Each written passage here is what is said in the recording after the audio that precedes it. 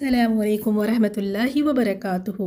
प्यारे बच्चों, आज हम दूसरे पारे से कुछ अच्छी अच्छी बातें सीखेंगे। इस पारे में आयत 152 में अल्लाह ताला ने फरमाया, बस तुम मुझे याद करो, मैं तुम्हें याद करूँगा। मेरी शुक्रगुजारी करो और नाशुक्री से बचो। तो हमें अल्लाह ताला को बहुत ज़्यादा याद करना चाहिए। अल्लाह ताला को नमाज़ पढ़कर हम अल्लाह को याद कर सकते हैं, कुरान की तिलावत कर कर। इसी तरह जितनी भी दुआएं आपको याद है, खाना खाने से पहले की दुआ, उसके बाद वाली दुआ, घर में दाखिल होने की, घर से बाहर निकलते वक्त, कपड़े पहनते वक्त, आईना देखते हुए, और जितनी भी दुआएं आपको पता है, हर चीज़ में, हर काम के करने से पहले आप दुआएं करें। और इसी तरह सुभान अल्लाह, अल्हम्दुलिल्लाह, अल्लाहु अकबर, ये भी आप बहुत ज़्यादा पढ़ें। और अल्लाह ताला ने यहाँ हमें हुक्म दिया कि शुक्रगुजारी करें, बी थैंकफुल टू अल्लाह ताला। जो कुछ भी अल्लाह ने आपको दिया है आप उसका शुक्र अदा करें और नाशुक्री से बचें। कंप्लेंट्स नहीं करनी चाहिए। जो लोग हमेशा कंप्लेंट्स करते हैं, हमें ये नहीं मिला, हमें ये नहीं दिया, उनके पास तो ये वो चीज़ें हमें नहीं मिली, इस तरह जो कंप्लेंट्स और शिकायतें करते हैं, उनके लिए तो बहुत बड़ा पनिशमेंट अल्लाह ने तैयार किया है। तो जो अल्लाह ने दिया है उस पर खुश हो जाएं। और दूसरी चीज़, अल्लाह ताला ने फरमाया ईमान वालों से कि अगर तुम्हें हेल्प चाहिए तो क्या आपको हेल्प चाहिए? यस, हमें तो अल्लाह ताला की हेल्प चाहिए। तो अल्लाह ताला ने फरमाया कि अगर आपको हेल्प चाहिए, मदद चाहिए, तो सब्र और नमाज से हासिल करो।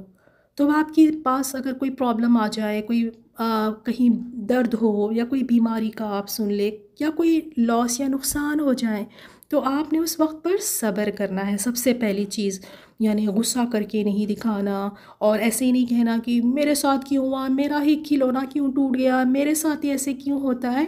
कंप्लेंट्स नहीं, गुस्सा नहीं करना। और दूसरा, नमाज़ पढ़ के अल्लाह ताला से हेल्प हासिल करनी चाहिए। तो सब्र और नमाज से आपके सारे काम आसान हो जाएंगे, आपको अल्लाह ताला की हेल्प मिल जाएगी।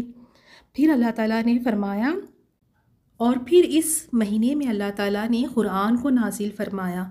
तो इसीलिए आप सबको कुरान से ज़्यादा मोहब्बत करना चाहिए, अपना टाइम कुरान के साथ ज़्यादा बिताना चाहिए। तो जो क़ारी साहब घर में आते हैं आपको कुरान सिखाने के लिए, तो उनकी क्लासेस बहुत शौक़ से लीजिएगा, छुट्टी नहीं करें, और कुरान को याद करने की भी कोशिश करें, और अच्छा पढ़ने की कोशिश करें, और अमल भी करें।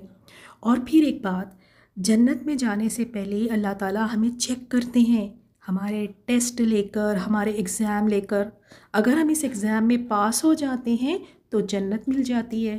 तो अल्लाह ताला की तरफ से भी हमारे एग्ज़ाम्स होते हैं। अब अल्लाह ताला ये देखना चाहते हैं कि आप अपने भाई बहनों के साथ अच्छी तरह से रहते हैं या उनके साथ लड़ाई झगड़ा करते हैं। और फिर अल्लाह ताला ये भी देखना चाहते हैं कि आप अपनी चीज़ें शेयर करते हैं या बड़े कंजूस होकर सारी चीज़ें बस आप अपने पास ही रख लेते हैं।